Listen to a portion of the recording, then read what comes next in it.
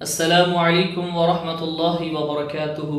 بسم اللہ والحمد للہ والصلاة والسلام علی سیدنا و مولانا رسول اللہ وعلی آلہ ومن والا۔ اللہم صلی وسلم علی النبی الامی وآلہ۔ ناظرین و سامعین اکرام، کچھ دوست و احباب نے ایک ویڈیو کلپ مجھے ارسال کی جو مفتی راشد محمد رضوی صاحب کی تھی، جس موضوع پر وہ گفتگو کر رہے تھے۔ زیر بحث موضوع جو تھا وہ یہ کہ یزید آیا کافر لعنتی ہے یا نہیں، اور وہ اپنے موقف کو ثابت کرنے کی پوری کوشش کر رہے تھے اور یزید کا ڈیفینڈ کرنے کی کوشش کر رہے تھے۔ یزید کو لعنتی نہیں ہے، کافر نہیں ہے، ثابت کرنے کی وہ پوری کوشش کر رہے تھے، اور ایک جھوٹا قول امام الائمہ سراج الامہ نعمان بن ثابت امام ابو حنیفہ رضی اللہ تعالیٰ عنہ کی طرف منسوب کیے ہیں، بہت بڑا جھوٹ منسوب کیے ہیں۔ اور میں یہ کہنے سے پیچھے نہیں ہٹوں گا، کتراؤں گا نہیں کہ انہوں نے امام ابو حنیفہ رضی اللہ تعالیٰ عنہ کی روح پاک کو تکلیف پہنچائی ہے، ایذا پہنچائی ہے، یہ جھوٹ منسوب کر کے۔ اور یہی جھوٹ مولانا احمد رضا خان فاضل بریلوی نے فتاوی رضویہ میں کیا ہے کہ ہمارے امام اعظم ابو حنیفہ رضی اللہ تعالیٰ عنہ یزید کی تکفیر اور اس پر لعنت سے احتیاطاً سکوت فرماتے ہیں۔ فتاوی رضویہ جلد 14 صفحہ نمبر 593۔ اور یہ جھوٹ ہے، ان کی طرف جھوٹ منسوب کیا ہے، اس کی کوئی سند نہیں ہے۔ 1200 سال تاریخ اسلام میں امام اعظم ابو حنیفہ رضی اللہ تعالیٰ عنہ کی اس تاریخ میں آپ کی کسی کتاب میں آپ کا یہ موقف موجود نہیں ہے۔ کوئی اس کی سند نہیں لا سکتا، نہ کوئی وہ کتاب پیش کر سکتا ہے جو آپ کی کتاب ہو اور اس میں آپ کا یہ موقف بیان کیا گیا ہو۔ مزید میں اب آگے بڑھتا ہوں۔ جو باتیں مفتی راشد محمد رضوی کیے ہیں، بچکانہ حرکتیں کیے ہیں اور لوگوں کو دھوکہ دینے کی کوشش کیے ہیں، عوام کو، امت کو انہوں نے بہت بڑا دھوکہ دیا ہے۔ زبردستی کا خود ساختہ موقف، خود ساختہ اصول بنایا ہے اور اس کو چسپاں کر دیا ہے، منسوب کر دیا ہے امام اعظم ابو حنیفہ رضی اللہ تعالیٰ عنہ کی طرف۔ سب سے پہلے انہوں نے یہ کہا کہ ائمہ اہل سنت کے نزدیک، ہمارے نزدیک یزید فاسق و فاجر ظالم و جابر ہے، ہم اس کو فاسق و فاجر ظالم و جابر مانتے ہیں۔ ہمارا بحمد اللہ تعالیٰ یزید پلید کے حوالے سے وہی موقف ہے جو ائمہ اہل سنت کا موقف ہے، اور ہم اس کو فاسق و فاجر ظالم و جابر کہتے ہیں۔ یہ مفتی راشد محمود رضوی صاحب کے جملے ہیں، انہوں نے مان لیا کہ وہ ظالم و جابر تھا۔ اب آئیے قرآن کا حکم سنتے ہیں، اللہ رب العالمین نے قرآن کریم میں کیا فرمایا ہے۔ مفتی راشد محمود رضوی صاحب، اگر آپ اس کو ظالم و جابر مانتے ہیں تو آئیے اللہ کا فرمان سنیں۔ سورۃ الہود آیت نمبر 18 میں اللہ رب العالمین نے فرمایا، الا لعنت اللہ علی الظالمین، ظالموں پر، ظلم کرنے والوں پر اللہ تعالیٰ کی لعنت ہے۔ تو ظالموں پر اللہ تعالیٰ نے لعنت فرمائی ہے تو آپ پر بھی لازم ہو گیا کہ آپ اس پر لعنت کریں، کیونکہ ظالموں پر اللہ نے لعنت کی اور ظالموں پر لعنت کرنا یہ اللہ تعالیٰ کی سنت ہو گئی ہے۔ اب آپ یہ کہتے ہیں مفتی راشد محمود رضوی کہ یزید پر لعنت اور اس کی تکفیر پر اصولی بحث ہے، اور امام اعظم ابو حنیفہ رضی اللہ تعالیٰ عنہ کا موقف اصول ان کی کتاب الفقہ الاکبر میں موجود ہے۔ تو اصولی طور پر امام اعظم رضی اللہ تعالیٰ عنہ کا جو موقف ہے وہ آپ کی کتاب الفقہ الاکبر کے اندر اصول موجود ہے۔ اصول یہ ہے کہ امام اعظم رضی اللہ تعالیٰ عنہ کسی کبیرہ گناہ کی وجہ سے کسی کو کافر قرار نہیں دیتے، چاہے وہ کبیرہ گناہ جو بھی ہو، قتل جیسا کبیرہ گناہ بھی ہو۔ امام اعظم رضی اللہ تعالیٰ نے اصول جو الفقہ الاکبر کے اندر لکھا ہے وہ یہ ہے کہ گناہ کی وجہ سے ہم کسی کو کافر قرار نہیں دیتے۔ اب میں یہاں سوال یہ کرنا چاہوں گا، امام اعظم ابو حنیفہ رضی اللہ تعالیٰ عنہ نے جو اصول، جو موقف بیان کیا ہے وہ مطلقاً ہے یا یزید کے تعلق سے آپ نے بیان کیا ہے؟ آپ نے یہ جھوٹ کہا ہے کہ یزید کے تعلق سے انہوں نے یہ موقف بیان کیا ہے، اصول بیان کیا ہے، اور آپ نے وہ عبارت بھی نہیں پڑھی، کیونکہ بہت سی کتب کی عبارات آپ نے پڑھی لیکن الفقہ الاکبر کی عبارت آپ نے نہیں پڑھی۔ کیوں نہیں پڑھی وہ عبارت؟ اس لیے کہ اس میں یزید کا نام نہیں ہے، آپ اس میں یزید کا نام نہیں دکھا سکتے، کیونکہ وہ اصول امام اعظم ابو حنیفہ رضی اللہ تعالیٰ عنہ نے یزید کے تعلق سے نہیں کہا۔ ایسا کہا ہے امام اعظم نے کہ یہ میرا موقف، یہ میرا اصول یزید کے تعلق سے ہے؟ نہیں۔ اور موقف اصول میں فرق ہوتا ہے۔ موقف اصول میں کیا فرق ہے؟ اصول اس کو کہا جاتا ہے جس پر کوئی شخص یا عالم دین یا محقق استدلال کی بنیاد رکھتا ہے، بنیاد یا قاعدہ اصول کہا جاتا ہے۔ اور موقف کس کو کہا جاتا ہے؟ کسی خاص مسئلے میں اختیار کیا گیا رائج یا مخصوص نظریہ ہوتا ہے۔ یہ موقف اور اصول میں فرق ہے، آپ یہ نہیں جانتے۔ ہرگز یہ امام اعظم ابو حنیفہ کا اصول، یہ موقف نہیں ہے کہ یزید کو لعنتی نہ کہا جائے، اس کو کافر نہ کہا جائے، ہرگز یہ آپ کا موقف نہیں ہے۔ آپ کا موقف کیا ہے، اصول کیا ہے، مزید ہم آگے بتائیں گے۔ تو قرآن کریم کی روشنی میں اب لازم ہو گیا کہ آپ اس کو لعنتی کہیں، اور یہ جھوٹا اصول، جھوٹا موقف جو آپ نے کہا ہے، اس کو ثابت کریں کہ امام اعظم ابو حنیفہ رضی اللہ تعالیٰ عنہ نے یزید کے تعلق سے یہ موقف بیان کیا، ہرگز آپ نے یہ موقف یزید کے تعلق سے بیان نہیں کیا ہے۔ اور آپ یہ کہتے ہیں کہ امام اعظم ابو حنیفہ رضی اللہ تعالیٰ عنہ کسی کبیرہ گناہ پر بھی کفر کا فتویٰ نہیں دیتے ہیں، چاہے وہ کبیرہ گناہ قتل جیسا گناہ ہی کیوں نہ ہو۔ اللہ اکبر! آپ نے یہ غلط موقف بیان کیا ہے، آپ نے اللہ تعالیٰ کے فرمان کو چھوڑ دیا ہے، رسول اللہ صلی اللہ علیہ وسلم کے فرمان کو چھوڑ دیا، اور امت کو بہت بڑا دھوکہ دینے کی آپ نے کوشش کی ہے۔ کسی مسلمان کو قتل کرنے کے تعلق سے، کسی کو ناحق قتل کرنے کے تعلق سے قرآن کریم میں، احادیث میں کیا بیان کیا گیا ہے، آگے میں آپ کو فتویٰ اب قرآن کریم سے سناتا ہوں۔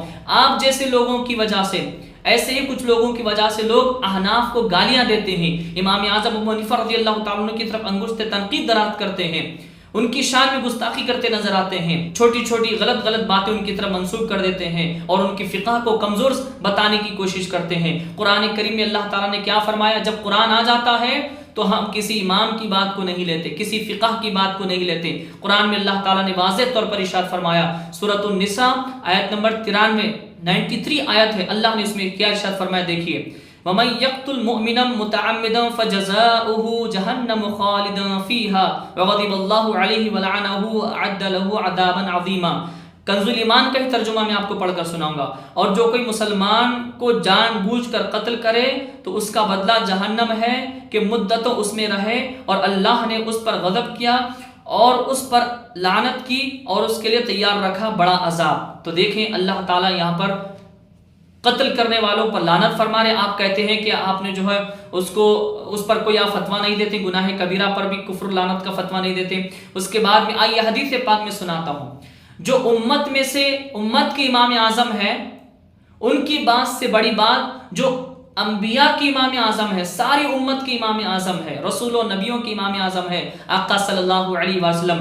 بخاری شریف میں آپ نے فتویٰ دے دیا ہے، صحیح بخاری کی یہ مجھے حدیث بخاری میں 2 مقامات پر ملی ہے، وہ کیا؟ حضور پاک علیہ الصلوۃ والسلام نے ارشاد فرمایا، سباب المسلم فسوق وقتالہ کفر، کہ کسی مسلمان کو گالی دینا فسق و فجور ہے، یہ بڑا گناہ ہے، اور فرماتے ہیں وَقِتَالُهُ كُفْرٌ، اور کسی مسلمان کو نہ قتل کر دینا یہ کفر ہے، اس سے لڑنا یہ کفر ہے۔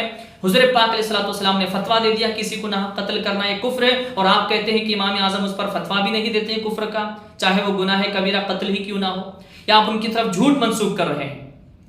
اب ایک بات آپ نے جو کہی ہے، شاہ عبدالعزیز محدث دہلوی رحمہ اللہ کا آپ نے حوالہ دیا۔ شاہ عبدالعزیز صاحب محدث سے دہلی علیہ رحمہ اپنے فتاوی عزیزی، میرے پاس جو نسخہ اس کا صفحہ نمبر 248 ہے، میں لکھتے ہیں، چنانچہ حجت الاسلام امام غزالی علیہ رحمہ اور دیگر علماء شافعیہ اور اکثر علماء حنفیہ نے یزید کے لعن سے منع کیا ہے، اور بعض علماء کے نزدیک ثابت ہوا ہے کہ دونوں طرح کی روایات میں تعارض ہے، اور کوئی ایسی وجہ ثابت نہ ہوئی کہ اس کے اعتبار سے ایک جانب کی روایات کی ترجیح ہو سکے، تو ان علماء نے احتیاطاً اس مسئلہ میں توقف کیا، اور جب روایات میں تعارض ہو اور کوئی وجہ کسی روایت کی ترجیح کے لیے نہ ہو تو علماء پر یہی واجب ہے، یعنی حکم دینے میں توقف کرنا واجب ہے، اور امام ابو حنیفہ کا یہی قول ہے۔ وہ جو آپ نے موقف ان کا پیش کیا ہے، شاہ عبدالعزیز محدث دہلوی نے یہ کس قرآن کی آیت یا حدیث سے استدلال کیا ہے، وہ قرآن کی آیت اور حدیث پیش کریں۔ یہ ایک سوال ہے آپ سے، اب میں آپ کو یہ جواب دوں گا کہ جو آپ نے کتاب پیش کی ہے شاہ عبدالعزیز محدث دہلوی کی اپنے موقف کو ثابت کرنے کے لیے، اسی کے نیچے شاہ عبدالعزیز محدث دہلوی نے کیا تحریر کیا ہے، آپ حضرات اسکرین پر دیکھیں، حضرت امام حسین علیہ السلام، امام حسین علیہ السلام کے نام کے ساتھ علیہ السلام لکھا ہے، اور آپ اس کو ناجائز قرار دیتے ہیں۔ آپ کے بیانات بشکل سوال و جواب بھی موجود ہیں، آپ کے بیانات اس میں کہ اہل بیت علیہ السلام کے ناموں کے ساتھ ان کو علیہ السلام نہیں کہنا چاہیے، تو آپ نے یہ کیوں چھوڑ دیا؟ یزید کے تعلق سے تو موقف آپ نے ان کا لے لیا، لیکن علیہ السلام والا موقف نہیں لیا۔ تو اب میں آپ کی یہ مثال آپ کے لیے پیش کر دوں گا، افتؤمنون ببعض الکتاب وتکفرون ببعض الکتاب، اس کے مصداق آپ مت بنے۔ اس کے نیچے علیہ السلام لکھا ہے، آپ علیہ السلام کہیں گے، آپ ہرگز نہیں کہہ سکتے۔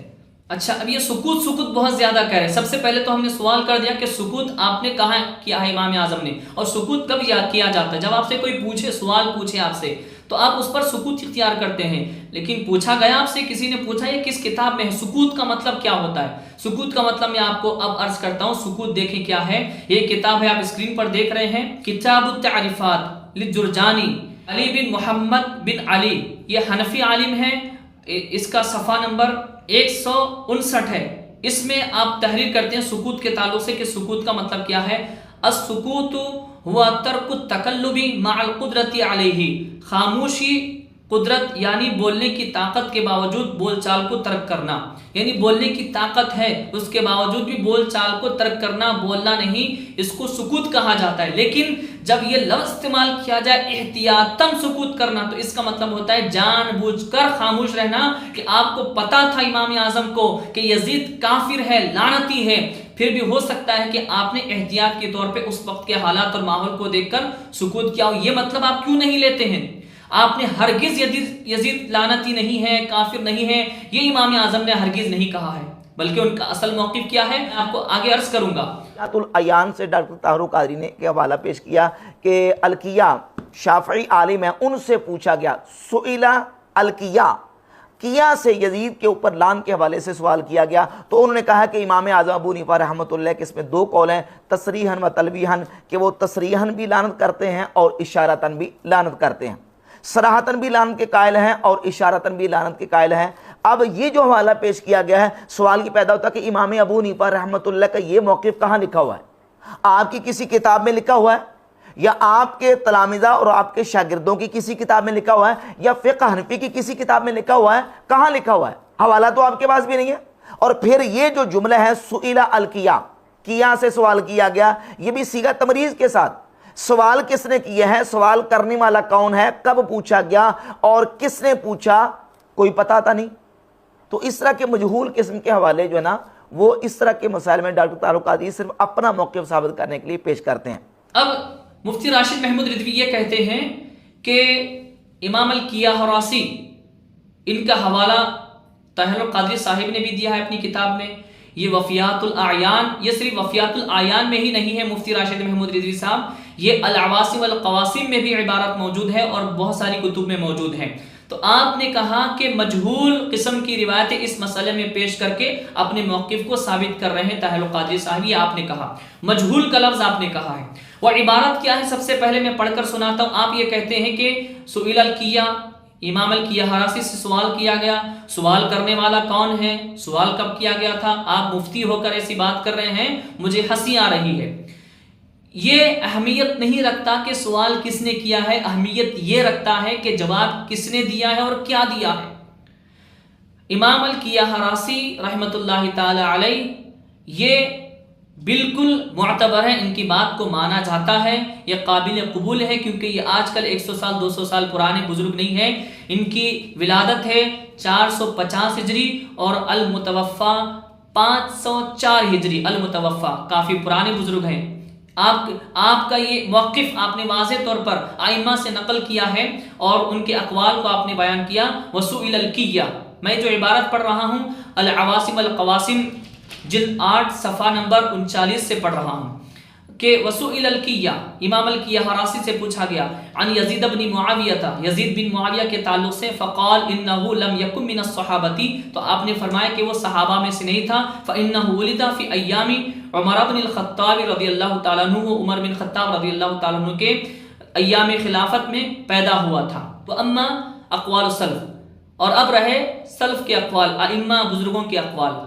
फ़फ़ीही लि अहमद क़ौलान, आप फरमाते कि इस बारे में इमाम अहमद बिन हम्बल रज़ियल्लाहु तआला अन्हु के दो कौल हैं, तलवीहुन व तसरीहुन, कि उसका नाम लेकर यजीद पर लानत किया जाएगा, बगैर नाम लिए उस पर लानत की जाएगी। उसके बाद में आप कहते हैं वली मालिकिन क़ौलानी, और इमाम मालिक के भी इसमें दो कौल है, तलवीहुन व तसरीहुन, कि उसका नाम लेकर उस पर लानत की जाएगी और बगैर नाम लिए उस पर लानत की जाएगी। वली अबी हनीफा रज़ियल्लाहु तआला अन्हु क़ौलानी, और इमाम आज़म अबू हनीफा रज़ियल्लाहु तआला अन्हु के भी इस ताल्लुक से दो कौल हैं, तलवीहुन व तसरीहुन, कि इमाम आज़म अबू हनीफा रज़ियल्लाहु तआला अन्हु के नज़दीक यजीद का नाम लेकर लानत की जाएगी और बगैर नाम लिए उस पर लानत की जाएगी, यानी उसके کبھی افعال کو، اس کے سیاہ کارناموں کو، اس کے جرائم کو گنایا جائے گا، اس کا نام لے کر یزید لعنتی کہا جائے گا، اور اس کے کارنامے گنایا جائے گا، کہا جائے گا ایسا کام کرنے والوں پر لعنت۔ یہ ہوتا ہے اشارتاً لعنت کرنا۔ امام شافعی کا بھی آپ نے موقف بیان کیا ہے، وہ فرماتے ہیں وَلَنَا قَوْلٌ وَاحِدٌ، ہمارا اس میں ایک ہی قول ہے۔ امام شافعی کے تعلق سے فرماتے ہیں کہ کیا قول ہے؟ وہ تلویح کے علاوہ تصریح، یعنی کہ صراحتاً اس پر لعنت کی جائے گی، اس کا نام لے کر۔ یہ ایک ہی موقف ان کا موجود ہے۔ تو چاروں ائمہ کے موقف کو انہوں نے جمع کر دیا ہے، بیان کر دیا ہے۔ اب آپ کہتے ہیں کہ اس کی سند پڑھو، اس کی سند پہنچاؤ، اور راشد محمود رضوی نے یہ بھی کہا ہے ثابت تو آپ کے پاس بھی نہیں ہے۔ اس کا بھی نہیں ہے کا مطلب کیا ہے؟ کہ اس کا یہ مطلب ہے کہ ان کے پاس بھی اس کی سند دی ہے، ان کے پاس بھی وہ موقف ثابت نہیں ہے امام اعظم ابو حنیفہ کا۔ بھی کا لفظ انہوں نے اسی لیے استعمال کیا ہے، اور جھوٹا دفاع کرنے کے لیے آئے ہیں اور امت کو دھوکہ دینے کے لیے مفتی راشد محمود رضوی ایسی باتیں کر رہے ہیں۔ سند آپ کہہ رہے سند پیش کرو، تو یہ خود ہمارے لیے ایک سند ہے، اور یہ آپ ثابت کریں کہ سند پیش کرنا ضروری ہے، کہاں لکھا ہوا ہے؟ اب آپ نے جو کہا، کیا کہتے ہیں کہ مجہول قسم کی جو ہے روایتیں، مجہول قسم کی باتیں اس مسائل میں لا کر اپنے موقف کو ثابت کرنا چاہتے، اپنے مجہول کہا۔ اب آگے میں آپ کو حوالہ دیتا ہوں فتاوی رضویہ کا۔ فتاوی رضویہ میں مولانا احمد رضا خان فاضل بریلوی کیا لکھتے ہیں، غور سے سنیں۔ اب آپ کے اسکرین پر فتاوی رضویہ موجود ہے۔ فتاوی رضویہ جلد پنجم صفحہ نمبر 599 میں مجہول روایت کے تعلق سے مولانا احمد رضا خان فاضل بریلوی کیا لکھتے ہیں؟ لا جرح بأن له راویا واحدا لفظا دون غیره وهو مجهول العین باصطلاح كسمعان ليس له راوی غیر الشعبی فإن الانباط العدالة والحفظ تعدد الرواة وقیل لا يقبل عند المحدثین وهو تحکم۔ اس کا ترجمہ میں وہی پڑھ کر سناؤں گا جو مولانا احمد رضا صاحب کی کتاب میں فتاوی رضویہ میں موجود ہے۔ اس میں جرح نہیں کہ اس کا راوی فقط ایک ہے اور وہ اصطلاح میں مجہول العین ہے، مثلا سمعان، ان سے راوی شعبی کے علاوہ کوئی نہیں، کیونکہ مدار عدالت راوی و حفظ ہے، راویوں کا متعدد ہونا نہیں۔ بعض نے کہا محدثین کے نزدیک یہ مقبول نہیں، یہ زیادتی ہے۔ اب پھر لکھتے ہیں پس دربارہ مجہول قول مقبول یہ ہے کہ مستور و مجہول عین دونوں حجت، ہاں مجہول حال جس کی عدالت ظاہری بھی معلوم نہ ہو احکام میں حجت نہیں، فضائل میں بھی اتفاق وہ مقبول ہے۔ تنبیہ، غالباً مطلق مجہول سے مراد مجہول العین ہوتا ہے۔ مجہول جب مطلق بولا جاتا ہے تو کلام میں محدثین میں غالباً اس سے مراد مجہول العین ہوتا ہے، یعنی جب مجہول بولا جاتا ہے تو اس سے مراد مجہول العین ہوتا ہے۔ اور مولانا احمد رضا صاحب کیا لکھ رہے ہیں کہ وہ قابل قبول ہوتا ہے، اس کو قبول کیا جائے گا۔ تو آپ اگر اس کو مجہول کہتے ہیں امام الکیہراسی کی اس عبارت کو، تو آپ کو ماننا پڑے گا فتاوی رضویہ کی روشنی میں، کیونکہ مولانا احمد رضا صاحب اس کو مان رہے ہیں۔ اور اسی کے اوپر مولانا احمد رضا صاحب لکھتے ہیں فائدہ نمبر 5 میں، مجہول العین کا قبول ہی مذہب محققین ہے۔ افادہ دوم میں گزرا کہ امام نووی نے مجہول العین کا قبول بہت محققین کی طرف نسبت کیا، اور امام اجل ابو طالب مکی نے اسی کو مذہب فقہاء کرام و اولیاء عظام قرار دیا، اور یہی مذہب ہمارے ائمہ اعلام کا ہے رضی اللہ عنہم اجمعین۔ اور یہی نہیں، آگے اور آپ مزید بیان کرتے ہیں، جہالت العین وهو غالب اصطلاح اہل هذا الشأن فی هذا الاطلاق۔ انہی کا ترجمہ سن لیجئے، وہ کیا کہتے ہیں؟